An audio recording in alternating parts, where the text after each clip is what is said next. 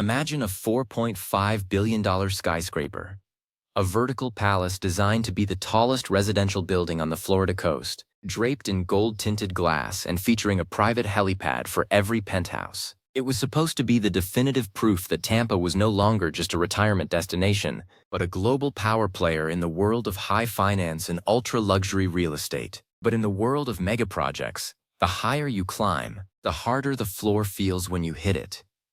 In just 180 days, this $4.5 billion icon saw its valuation crater by 95%. We are talking about a loss of over $4 billion in half a year. The owner, a man once hailed as the savior of the Tampa skyline, didn't just lose his shirt. He lost his entire empire, declaring a bankruptcy so massive it sent shockwaves through the international banking world. Today, we are going inside the most catastrophic real estate collapse in Florida history to figure out how a building intended for the 1% became a 0% success story. The story starts with a vision that was arguably too big for the geography it occupied. In the mid-2010s, the Florida real estate market was on fire. Developers were looking for the next Miami, and they found a stretch of waterfront in Tampa that looked ripe for a transformation. The lead developer, a charismatic billionaire with a history of risky bets, announced the project with a ceremony involving a marching band and a laser show. He promised a $4.5 billion vertical city. It wasn't just going to be apartments. It was going to be an ecosystem of luxury, featuring an underground private tunnel for supercars, a climate-controlled botanical garden on the 50th floor, and air filtration systems that purportedly recreated the atmosphere of the Swiss Alps. The hype was incredible. But if you know anything about the world of failing megaprojects, you know that extreme hype is often a mask for extreme systemic risk. The first problem was the math. To justify a $4.5 billion construction cost, the developer needed to sell the penthouse units for upwards of $100 million each. In New York or London, that's a tough sell. In Tampa, it was unheard of. The local wealth simply couldn't support those prices, which meant the project was entirely dependent on attracting international hot money, investors from overseas looking for a place to park their cash. The second problem was the geology. We have seen this theme before, but it bears repeating because developers never seem to learn. Building a skyscraper that heavy on top of Florida's porous limestone and sand is the ultimate engineering challenge. The foundation alone cost more than most entire office buildings. To keep the tower from sinking or shifting in a hurricane, they had to drill deep into the bedrock, using a specialized piling system that had never been tested on a structure of this weight. This blew the budget before they even finished the fourth floor. Despite the rising costs, the project pushed ahead. The glass went up, the gold tint reflecting the Florida sun, and for a brief moment, it looked like they might pull it off. But then, the global economy hit a snag. A combination of shifting interest rates and a crackdown on international money laundering meant that those overseas buyers who were going to pay $100 million for a condo suddenly vanished. The pre-sales, which the developer had used as collateral for his massive loans, started to evaporate. This is where the 95% value crash began. When the lead bank conducted a mid-construction audit, they realized that the luxury demand the developer had promised was virtually non-existent. The building was appraised not at its replacement cost of $4 billion plus, but at its market value, which was essentially what someone would pay for an unfinished shell in a market with no buyers. The valuation dropped from $4.5 billion to $225 million in 6 months. That is the financial equivalent of a plane falling out of the sky. The bankruptcy filing that followed was one for the history books. It revealed a web of debt so tangled it looked like a bowl of spaghetti. The developer had been taking out new loans to pay off the interest on old loans, all while telling the press that the project was ahead of schedule. The reality was that subcontractors hadn't been paid in months. The people responsible for the plumbing, the electrical work, and the structural safety had walked off the job, leaving behind a $4 billion skeleton that was slowly being reclaimed by the salt air and the humidity. If you walk through the building today, it is a haunting experience. It is a museum of extreme wealth and catastrophic failure. In the lobby, you can see the crates of Italian marble that were never unpacked. In the Swiss Alps garden, the drainage systems have failed, and local Florida ferns have taken over, growing thick and wild in a space meant for manicured luxury. The supercar tunnel is flooded with brackish water, and the air filtration system that was supposed to bring the mountains to the beach is now humming with the sound of mold remediation fans that can't keep up. The owner's fall from grace was just as spectacular as the buildings. Once a regular on luxury yacht circuits and business news channels, he is now embroiled in dozens of lawsuits ranging from fraud to gross negligence. The banks are fighting over the remains of the building like vultures over a carcass. Each one wants to be the first in line to recoup pennies on the dollar. But because the structure is so unique and so expensive to maintain, no one actually wants to take title to it. If you own it, you're responsible for the massive insurance premiums and the security required to keep the site safe. It's a hot potato worth $200 million that used to be worth $4 billion. The residents of Tampa are left looking at this golden giant every day, a reminder of the great Florida greed that defined the era. It was supposed to be a symbol of the city's rise, but instead it's a symbol of its vulnerability. The tower sits empty, its gold glass occasionally catching the light in a way that looks beautiful from a distance. But up close, you can see the rust, the cracks, and the despair. Why can't they just finish it, you might ask? The problem is that the building's design is so specialized that the cost to complete it according to the original plans is now higher than the remaining market value. To make it profitable, a new owner would have to tear out all the luxury finishes and try to turn it into regular apartments. But the structural core was built for those ultra-heavy penthouses and private helipads. The architectural DNA of the building is luxury. You can't just turn a Ferrari into a minivan without spending more than the minivan is worth. The environmental concerns are also mounting. Because the building is so close to the water, the lack of active maintenance is a ticking clock. Salt water is a relentless enemy of steel and concrete. Without the cathodic protection systems running, the rebar inside the foundation is slowly being compromised. If someone doesn't buy and stabilize this building in the next few years, the city of Tampa might be facing a demolition project that would be one of the largest and most expensive in human history. The legal battle over the bankruptcy has entered its third year. The developer claims he was sabotaged by the banks. The banks claim he lied about the pre-sales. The city claims it was misled about the tax benefits. It's a whirlpool of litigation where the only people making money are the lawyers. Meanwhile, the $4.5 billion dream sits silent, a vertical monument to the danger of over-leveraging and the myth of infinite luxury demand. The human cost of this failure is often overlooked.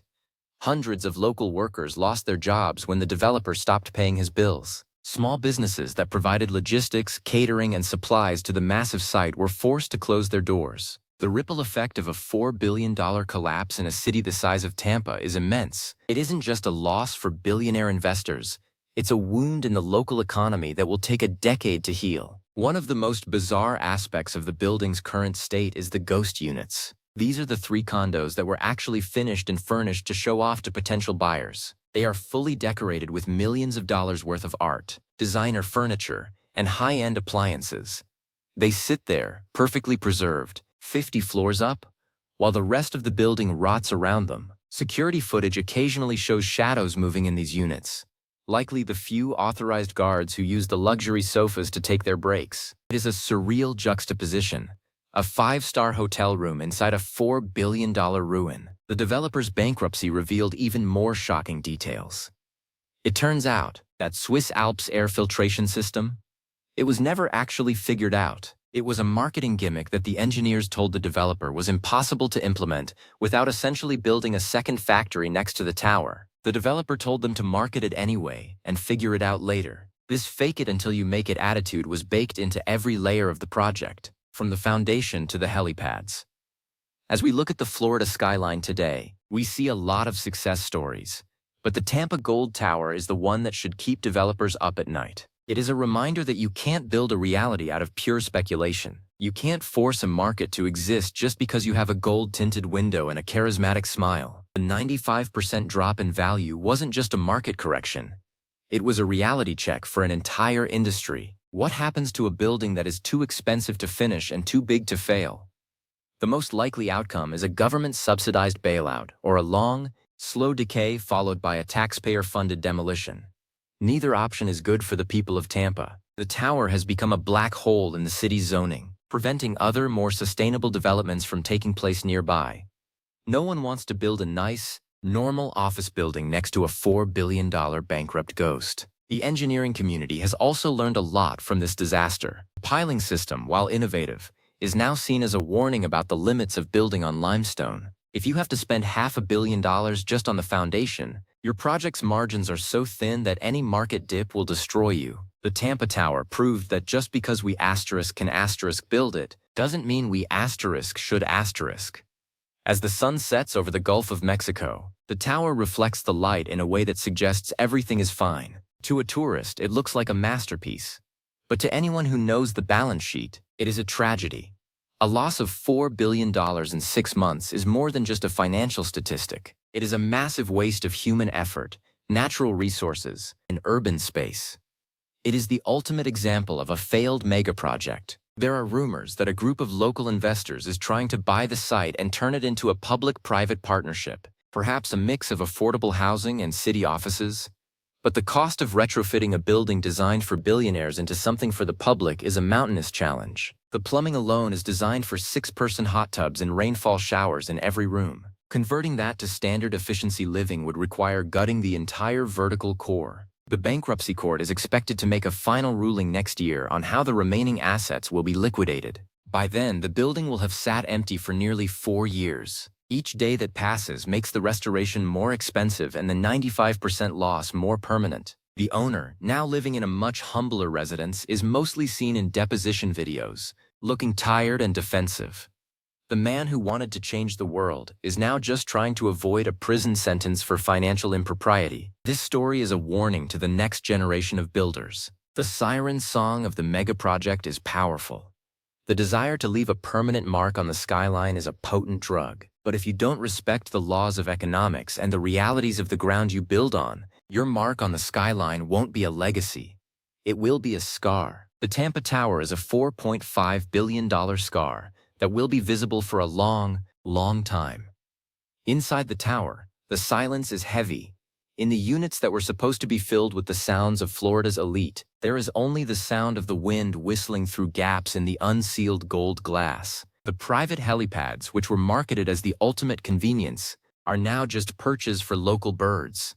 The supercar tunnel is a dark, wet cavern.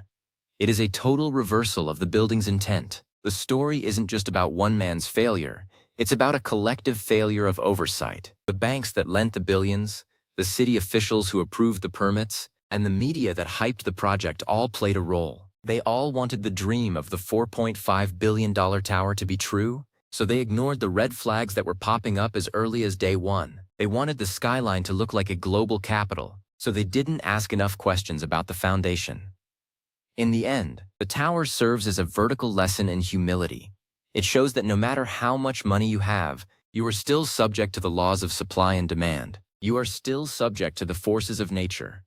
And you are still responsible for the debt you incur. The owner found this out the hard way, and the city of Tampa is left to deal with the results. As we look at the empty lobby today, we see a space that was supposed to be a gateway to a new era. Instead, it is a dead end. The gold glass is a filter that currently looks out over a city that has moved on without it. The tower is a ghost, a financial wreck, and a structural question mark. It is the $4.5 billion skyscraper that lost everything in the blink of an eye. The complexity of the plumbing and electrical systems in this building was unlike anything ever attempted in the South. Each floor was designed to have its own independent power backup and specialized water purification. Now those systems are a liability. They require specialized knowledge just to keep them from leaking or shorting out. Knowledge that is increasingly hard to find as the original contractors move on to more successful projects. The building is a technological orphan. The collapse of this project also led to a significant tightening of the luxury condo market in Florida. Banks are now much more skeptical of projects that rely on international buyers, and they require much higher levels of pre-sales before they will release construction funds. The Tampa Gold Tower, in its failure, may have actually prevented other similar failures by scaring the industry back to reality. It is a sacrificial lamb of a building, slaughtered on the altar of the 2010s real estate boom. The developer's bankruptcy has also opened a window into the world of shadow banking in real estate. It turns out that a significant portion of the later stage funding was coming from private equity groups that were charging predatory interest rates, knowing that the project was likely to fail. They weren't betting on the building's success. They were betting on being able to seize the land and the structure during the inevitable bankruptcy. It was a predatory environment from the start, a shark tank masquerading as a construction site. The local community is now pushing for a law that would require developers of megaprojects to put a demolition fund in escrow before they even break ground. The idea is that if a project fails on this scale, the city shouldn't be left responsible for the cleanup. It's a sensible reaction to a nonsensical situation. The Tampa Tower has changed the way the city thinks about growth and risk. It has taught a lesson that no one wanted to learn, but no one will ever forget. Looking at the building at night, when the few security lights are the only things glowing in the dark, you can see the skeleton of the ambition that drove it. It's a beautiful, terrifying sight. It represents the best and worst of what we try to do as humans. We want to reach for the stars, but we often forget to watch our step. The Tampa Gold Tower reached higher than any other, and it tripped harder than any other. The lawsuits will continue for years. The building will sit there for years. The gold glass will slowly lose its luster as the Florida sun beats down on it, and the salt air eats away at the seals. But the story of the $4.5 billion skyscraper that lost 95% of its value in 6 months will be told for generations. It is the ultimate cautionary tale for the age of global finance and vertical luxury. As we conclude this deep dive, take one last look at that shimmering gold spire. It is a masterpiece of design, a marvel of engineering, and a tragedy of finance. It is the tower that was supposed to have everything, but ended up with nothing. A $4 billion ghost in the heart of Tampa, waiting for a future that may never come.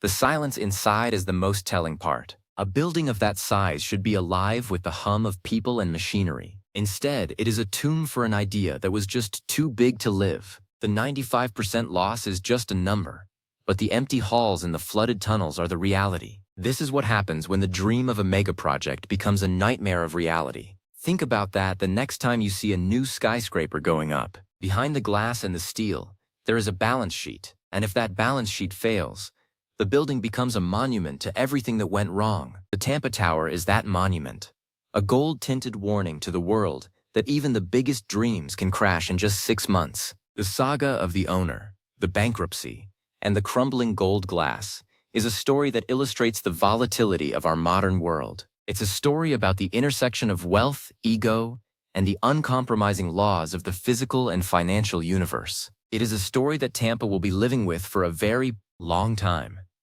The $4.5 billion skyscraper is now just a $200 million problem. That is the final brutal math of the Tampa Gold Tower, a failure of massive proportions, and a story that reminds us all to look twice at anything that seems too good to be true. Because in the world of high-rise real estate, the most expensive thing you can buy is a dream that has nowhere to land. As the legal proceedings drag on, the building waits. It waits for a new owner, a new purpose, or a new fate. But whatever happens, it will always be the tower that lost its identity and its value in a single, disastrous 6-month span.